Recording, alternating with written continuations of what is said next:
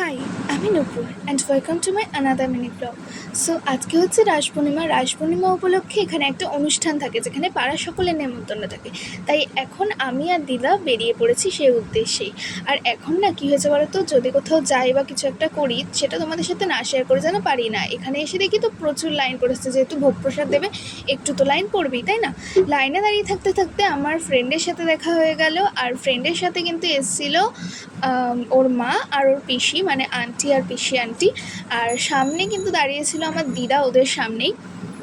তো এখন লাইনটা ছেড়ে দেওয়ার পরে কিন্তু লাইনটা অনেক তাড়াতাড়ি পৌঁছে যাচ্ছে। আর বাবার সাথে দেখা হয়ে গেল বলে বাবাকে বললাম যে দাঁড়িয়ে পড়ো, যেহেতু সকলের নেমন্তন্ন ছিল, এমনটা না যে বিনা নেমন্তন্ন গেছি।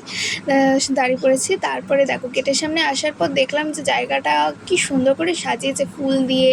তো ভেতরে ঢুকে কিন্তু ভালো করে ভিডিওটা করতে পারিনি, দাঁড়িয়ে যেহেতু বলছিল অনেক লাইন, সামনে এগিয়ে চলো, তাই জন্য যেইটুকুনি পেরেছি সেইটুকুনি তোমাদের সাথে শেয়ার করেছি।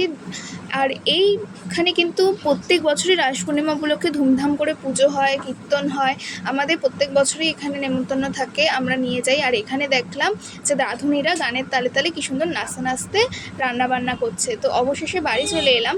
আর এইটা হচ্ছে ঠাকুরের প্রসাদ, তোমাদের সাথে শেয়ার করি যে কী কী দিয়েছে ভোগ প্রসাদে, যেটা খেতে তো সব সময় ভালো হয়। আমরা প্রত্যেক বছর নিই। ছিল পোলাও, আলুর দম, চিলি পানির চাটনি আর পায়েস।